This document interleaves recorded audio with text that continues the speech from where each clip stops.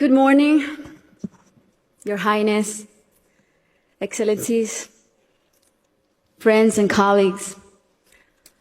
I would like to thank you for the opportunity to be here today. It's also an honor to join forces with Educated Child, an organization led by a woman who is an amazing role model, a woman who has shown such relentless dedication to getting every child in school.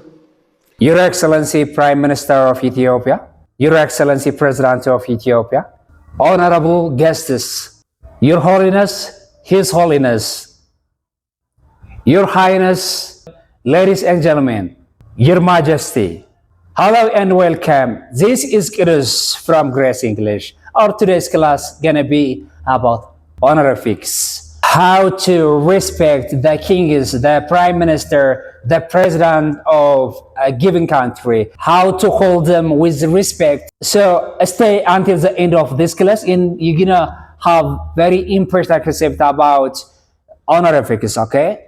Thank you.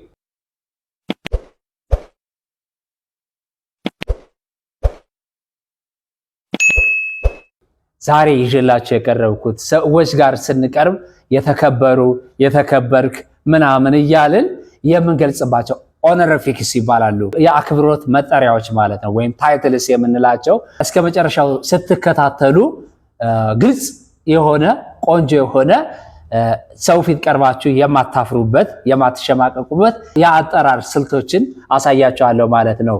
ነገር ግን መረሳት የሌለበት በጣም አስፈላጊና ልክ እንደ ሳይንስ እንትን የሚያስፈልጋቸው ስለሆነ ማስተዋሻችሁን እንድትይዙ እና እስክሪብቶአችሁን ጎናችሁ እንድታስቀምጡ ሬዲ እንድትሆኑ ልነግራችሁ እወዳለሁ።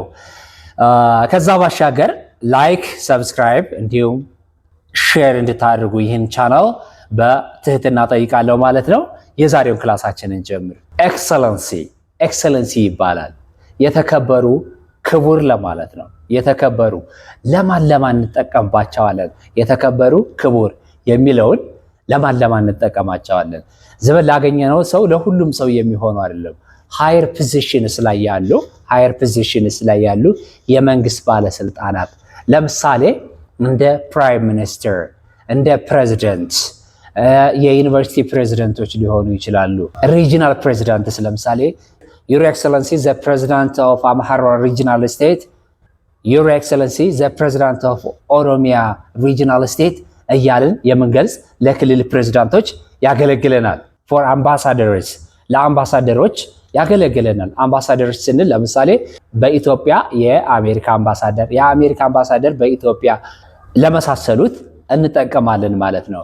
ሶስተኛ ወገን አድርገን መናገር ከፈለግን ደግሞ ሂዝ ኤክሰለንሲ ማለት እንችላለን ማለት ነው። ሂዝ ኤክሰለንሲ የተከበሩ ፕራይም ሚኒስተር፣ ሂዝ ኤክሰለንሲ ፕራይም ሚኒስተር ኦፍ ኢትዮጵያ፣ ዩር ኤክሰለንሲ ዘ ፕሬዚዳንት ኦፍ ዩናይትድ ስቴትስ ኦፍ አሜሪካ በማለት እንገልጻለን። ወታደራዊ ማዕረግ ያልሆነ ሆኖ ሃየር ፖዚሽንስ ላይ ላሉ ኤክሰለንሲ እንላለን ማለት ነው።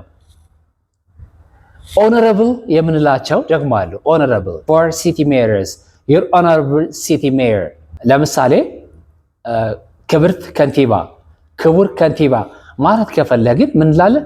ዩር ኦነረብል the mayor of our city, the mayor of the city እያልን እንገልጻለን። ሶ ኦነረብል እንላለን። ኦነረብል ጀጅስ የተከበሩ ዳኞች፣ ኦነረብል ጀጅስ። ሆነረብል አይደለም ስንናገር፣ ሆነረብል ሳይሆን ኦነረብል ኤች አትነበብም ማለት ነው። ይችን ነገር እናስተካክል። ሆሊነስ፣ ዩር ሆሊነስ፣ ሂዝ ሆሊነስ ለፓትሪያርኮች ለጳጳሳት የምንጠቀምበት ነው።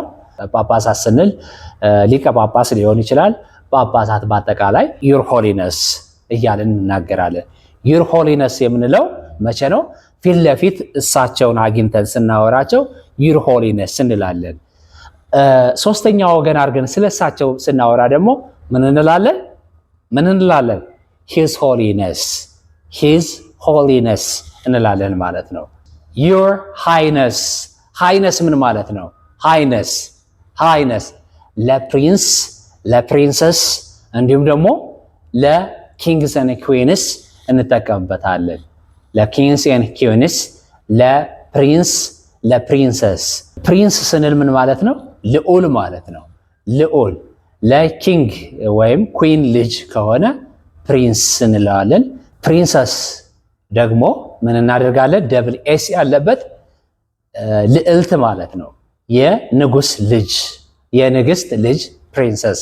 ስለዚህ ምን እንላለን? ለነዚህ ዩር ሃይነስ እንላለን። ፊት ለፊት ስናገኛቸው ምን እንላለን? ዩር ሃይነስ እንላለን። ሶስተኛ ወገን እነሱ በሌሉበት አድርገን ሶስተኛ ወገን አድርገን ስናወራ ደግሞ ሂዝ ሃይነስ ሄር ሃይነስ እያልን መጠቀም እንችላለን ማለት ነው። ሌዲስ ኤንድ ጀንትልሜን ምን ማለት ነው? ክቡራንና ክቡራት። ክቡራን ማለት ጀንትል ሜን ጀንትልሜን ሲሆን ክቡራት ደግሞ ለሴት ነው አይደል? ሌዲስ። አንድ ላይ ስናደርገው ክቡራንና ክቡራት አይደል? ሌዲስ ኤንድ ጀንትልሜን። መድረክ ላይ ወጥተን ታዳሚዎቻችን መግለጽ ስንፈልግ Hi ladies and gentlemen, how are you doing? This is Kidus from Grace English. I would like to recommend you to listen to me and apply this lesson. ይሄን ትምህርት በተግባር እንድታውሉት እመክራችኋለሁ። Ladies and gentlemen, ክቡራንና ክቡራት። Majesty, Majesty, Your Majesty ኃይለ ሥላሴ ሲባል ሰምተን እናውቃለን። His Majesty ኃይለ ሥላሴ ምን ማለት ነው? ግርማዊነቶ ማለት ነው። ክቡርነቶ ግርማዊነቶ ማለት ነው። ዩር ማጀስቲ ሂዝ ማጀስቲ ሀር ማጀስቲ።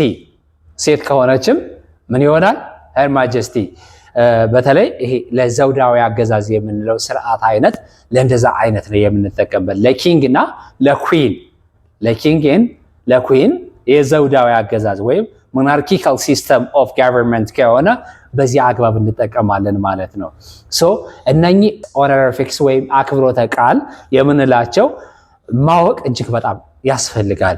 ዘው ብለን ለምሳሌ የተለያዩ ባለስልጣናት ጋር የተለያዩ የተከበሩ ሰዎች ጋር ለምሳሌ የሃይማኖት አባቶች ሊሆኑ ይችላሉ።